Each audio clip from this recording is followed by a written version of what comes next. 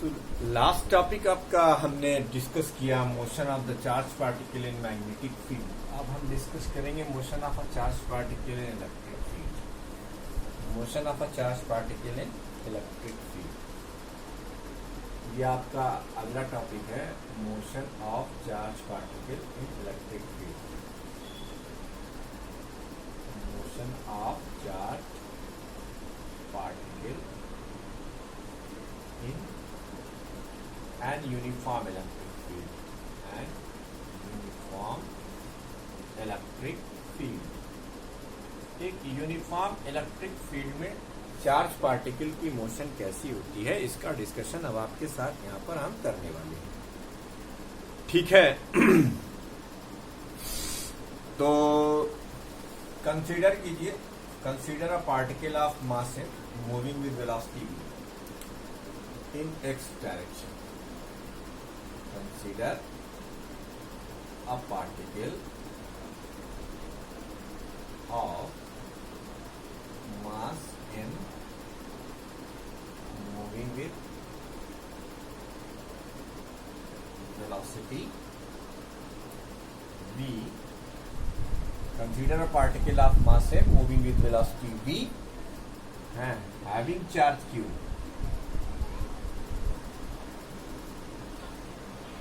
इन x direction, इसमें move कर रहा है। कंसीडर पार्टिकल ऑफ मास है moving with velocity v having charge q in x direction. किस डायरेक्शन में मूव कर रहा है? x डायरेक्शन में मूव कर रहा है।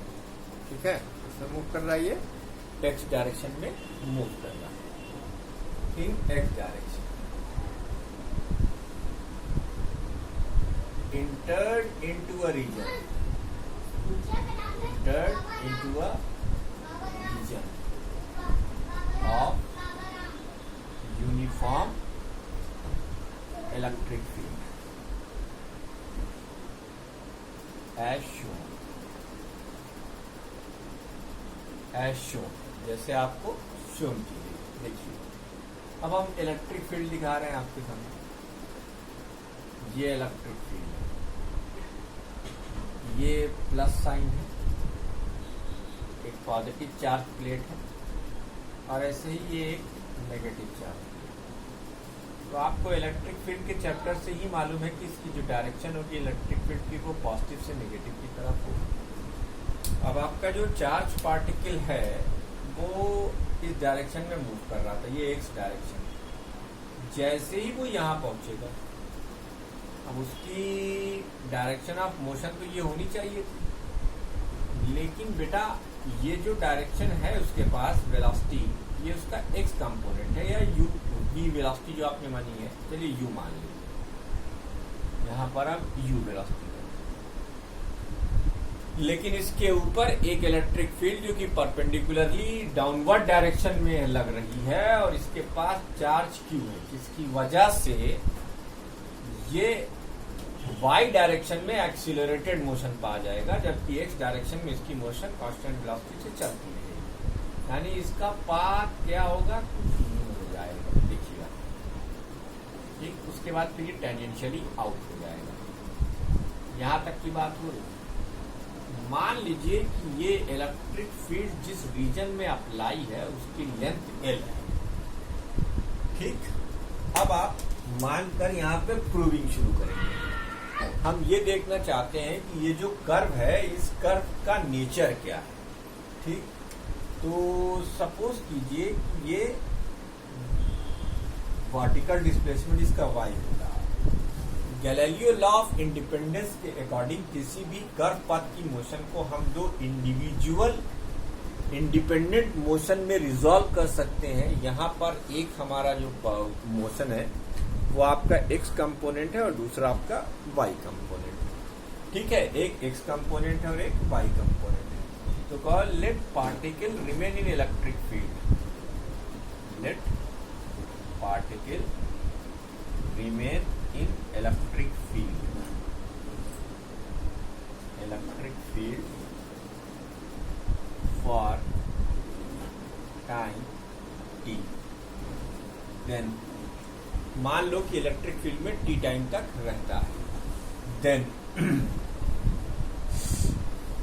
मान लेते कंसीडर द, अब देखो बेटा यहाँ इसकी मोशन दो हिस्से में बांट ली जाएगी, एक एक्स कंपोनेंट और एक वाई कंपोनेंट। और पहले consider the Y component of motion, consider the Y component of motion.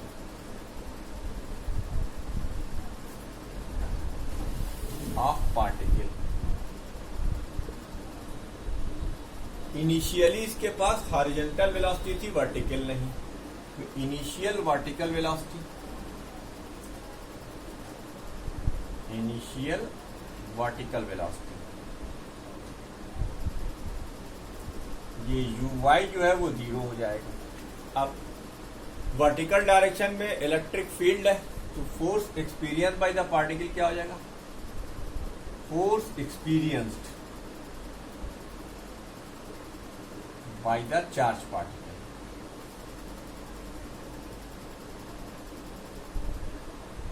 F is equal to Q into E, और इसकी डायरेक्शन वर्टिकली डाउनवर्ड। तो according to Sir Isaac Newton F अगर unbalanced है तो फिर वो क्या करेगा, एक्सीलरेशन देगा। तो F की वैल्यू आप ma से लिखेंगे, यहाँ ma y हो जाएगा क्योंकि ये वर्टिकल डायरेक्शन में, इसलिए इसको हम y कंपोनेंट लिख रहे हैं। तो ये F y is equal to m a y is equal to q into E. तो इसका मतलब ए वाई की वैल्यू क्या हो जाएगी, क्यू ई अपॉन एम। दो चीजें डिसाइड हो गई बेटा, initial vertical velocity u y की वैल्यू 0 और फोर्स से एक्सीलरेशन हमने निकाल लिया। अब वो टी टाइम में वाई डिस्प्लेसमेंट चल लेता है, तो यानी हमें वेरिएशन किस में चाहिए, वेरिएशन किसका हो रहा है, डिस्प्लेसमेंट का। किसके रिस्पेक्ट में, टाइम के रिस्पेक्ट में। कौन सा इक्वेशन लगेगा, सेकंड इक्वेशन ऑफ मोशन लगा दीजिए। Using second equation of motion, using second equation of motion, second equation of motion, second equation of motion use कीजिए, जो कि ये कहता है एस की वैल्यू यानी displacement S is equal to u t plus half a t square. S की value यहां पर ये ली जाएगी y, y is equal to, बेटा ये 0 है इनिशियल वेलोसिटी, तो t रहने दीजिए, half of a y into t square. तो y की वैल्यू आ गई Q E by 2m into t square. इसको आप मान लीजिए इक्वेशन नंबर 2 और इसको आप मान लीजिए इक्वेशन नंबर 1।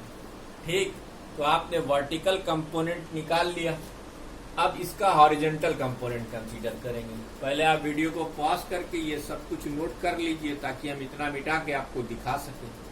ये इलेक्ट्रिक फील्ड में जब चार्ज पार्टिकल एंट्री लेता है, मैं इतना ऊपर का मिटा कर यहीं पर एडजस्ट करने की कोशिश करता हूँ। ठीक है, तो ये आप वीडियो को पॉज करके नोट जरूर कर लीजिएगा।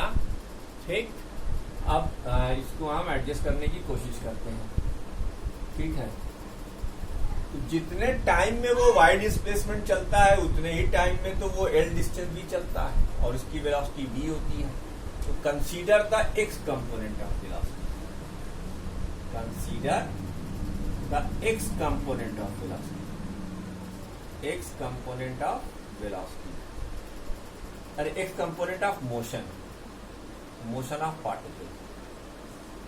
अगर हम एक्स कंपोनेंट की मोशन कंसीडर करेंगे तो बेटा इस डायरेक्शन में कोई इलेक्ट्रिक फील्ड नहीं, कोई अपना फोर्स नहीं, तो क्या होगा बेटा, इसका मतलब ये नॉन एक्सीलरेटेड मोशन है यानी यूनिफॉर्म मोशन है।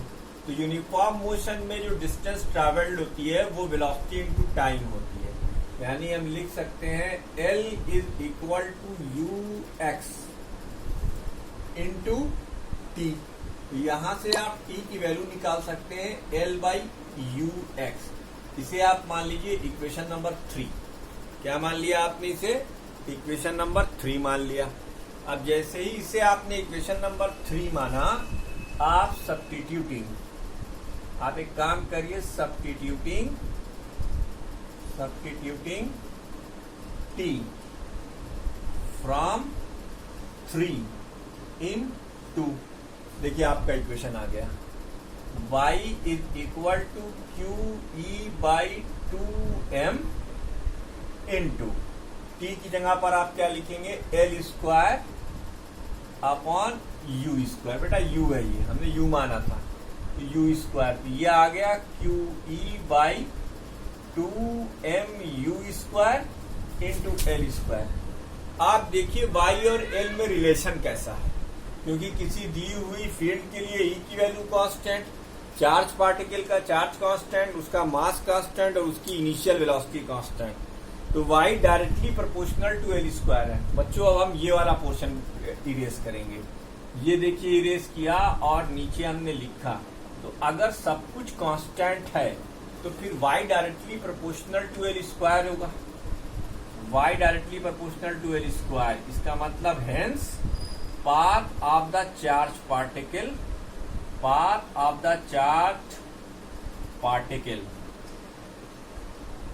इन electric field is parabolic, is a parabola. ये पैराबोला हो गया। ठीक, चार्ज पार्टिकल का पाथ कैसा होता है? पैराबोला। आइए, मैग्नेटिक फोर्स तो हम आपको पढ़ा ही चुके थे, मैग्नेटिक फोर्स क्या होता है। अब हम लॉरेंज फोर्स की बात करेंगे, जो कि कंप्लीट फोर्स है, लॉरेंज फोर्स, इसके बारे में बात करेंगे। तो ये आप नोट कर डालिए। इसके बाद अगला जो टॉपिक है वो है लॉरेंज फोर्स। इतना हमने आपको पर्याप्त समझ लिया, आपको वीडियो पॉज करके नोट कर डालना है। लॉरेंज फोर्स क्या है आपका? लॉरेंज फोर्स देखिए, Lorentz force, Lorentz force, consider a particle, consider a particle of mass m and charge q moving with velocity v। एक पार्टिकल है जिसका मास m है, चार्ज q है, v वेलोसिटी से मूव कर रहा है, entered into a region, entered into a region where uniform electric and magnetic field, uniform electric and magnetic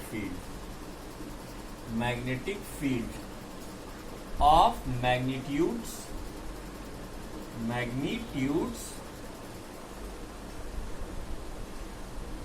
E and B existed। ठीक, तो बेटा चार्ज पार्टिकल दो फोर्स एक्सपीरियंस करेगा, एक इलेक्ट्रिक फील्ड की वजह से और एक मैग्नेटिक फील्ड की वजह से।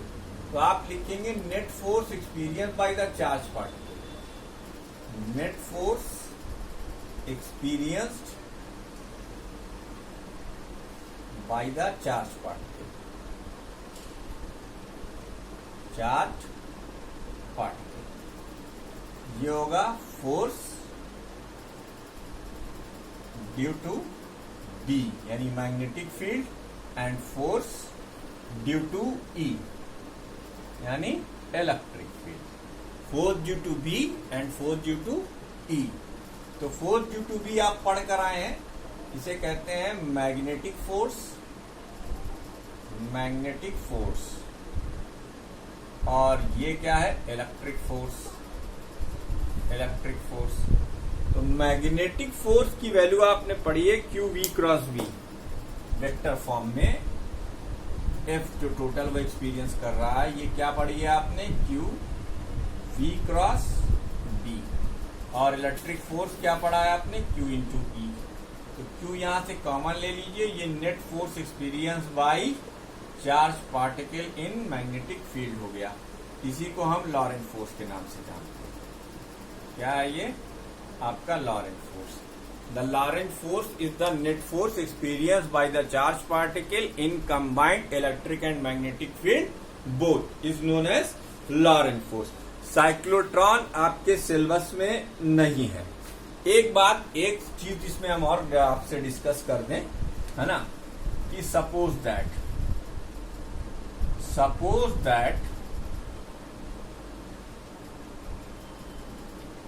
Fm is equal to Fe, यानी QVB is equal to Q E. तो v की वैल्यू e बाई बी, इसे कहते हैं वेलोसिटी सिलेक्टर। ये एक मेथड है बंच ऑफ चार्ज पार्टिकल में से एक पार्टिकुलर पार्टिकल को डिटेक्ट करने का। आप उस बंच ऑफ पार्टिकल्स को एक ऐसी इलेक्ट्रिक और क्रॉस मैग्नेटिक फील्ड से गुजारें, क्रॉस का मतलब परपेंडिकुलर इलेक्ट्रिक और मैग्नेटिक फील्ड से पास आउट करें चार्ज पार्टिकल के बंच को, तो वो चार्ज पार्टिकल अनडिफ्लेक्टेड जाएगा जिसकी वेलोसिटी इलेक्ट्रिक और मैग्नेटिक फील्ड के मैग्नीट्यूड के रेशियो के बराबर होगी। बाकी सारे पार्टिकल ट्रैप हो जाएंगे। तो इस तरीके से हम वेलोसिटी सिलेक्टर की इस कॉन्सेप्ट से हम किसी बंच ऑफ पार्टिकल में से चार्ज पार्टिकल को निकाल सकते हैं, लेकिन बशर्ते ये कि वो पूरा बंच एक वेलोसिटी से मूव कर रहा हो, या फिर जिस पार्टिकल को निकालना है इलेक्ट्रिक और मैग्नेटिक फील्ड की वैल्यू का रेशियो ऐसा सेट करें कि उसकी value equal to velocity of that moving charge particle आ जाए, तो आप इस तरीके से वो निकाल सकते हैं। अब अगर हम साइक्लोट्रॉन छोड़ दीजिए, आप साइक्लोट्रॉन आपके सिलेबस से हटा दिया गया है। Force on a current carrying conductor placed in uniform magnetic field. Force on current carrying conductor placed in uniform magnetic field. देखो ये अगली हेडिंग है, इसको भी आप नोट कर लेना। लॉरेंट फोर्स के बाद अगली हेडिंग जो है वो है force on current carrying conductor placed in uniform magnetic field, और इसके बाद एक लास्ट टॉपिक और आपका चैप्टर खत्म। Force on a current carrying conductor, force on a current carrying conductor in a magnetic field. Force on a current carrying conductor in magnetic field. तो कहो consider a conductor of length L and area of cross section A having n number of free electrons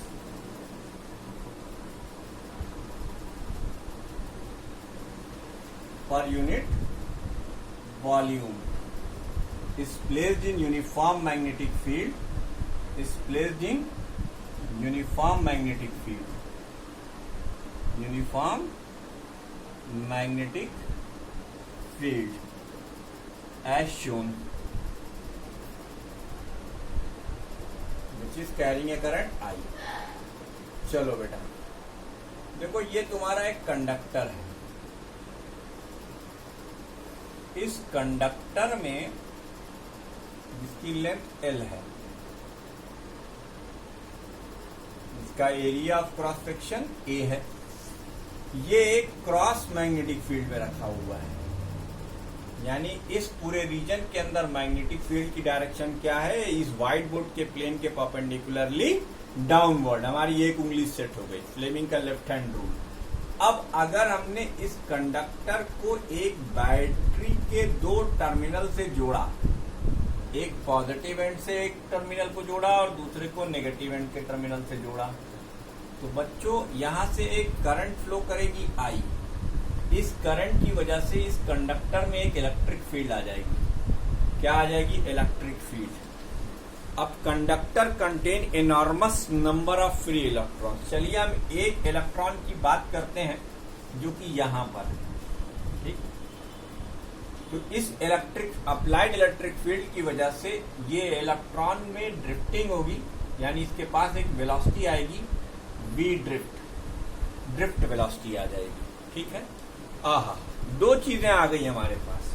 देखिए ये magnetic field की direction downward, ये चूंकि electron है तो negative charge है तो करंट की डायरेक्शन ऐसे होगी, तो फोर्स इस पर कैसे लगेगा? ऊपर की तरफ लगेगा।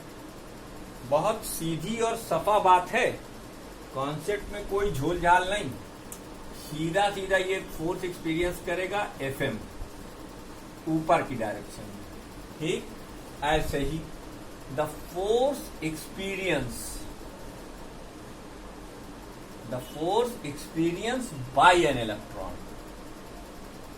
The force experiences by an electron. एक इलेक्ट्रॉन जो फोर्स एक्सपीरियंस करता है उसे आप यूं लिखेंगे q v B sine 90 degree.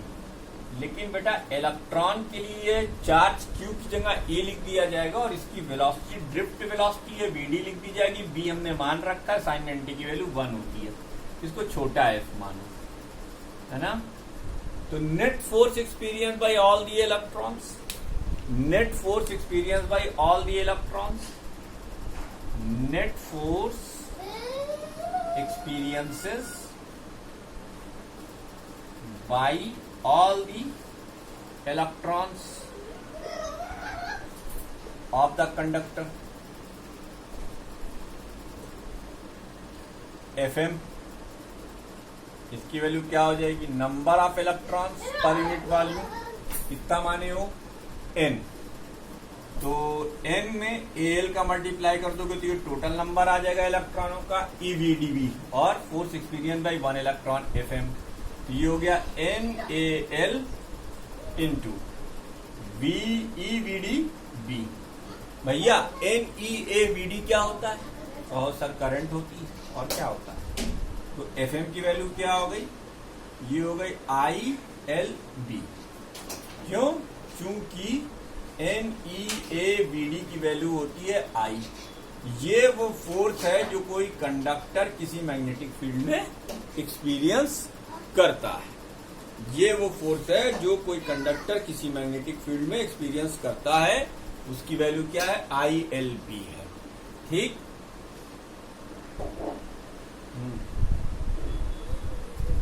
इसमें देखो परपेंडिकुलर कंपोनेंट क्या होगा, वो रेड से हमने लिखा हुआ है, तो एफएम की वैल्यू ILB साइन थीटा हो जाएगी। इसमें अगर ये I करंट फ्लो कर रही है इसमें और इसकी लेंथ L है, अब इस बार B के दो कंपोनेंट रिजॉल्व होंगे तो इसका perpendicular component B sine theta होगा। तो अब अगर हम एफएम की वैल्यू लिखेंगे तो हम लिखेंगे I, इसमें बहने वाली करंट L और B साइन थीटा। जरा देखो ये दोनों इक्वेशन आइडेंटिकल है कि नहीं है। इसका मतलब हम इसे ऐसे भी तो लिख सकते हैं, Fm is equal to I L cross B, ये वेक्टर फॉर्म आ गया। This is the force experience by a current carrying conductor in uniform magnetic field.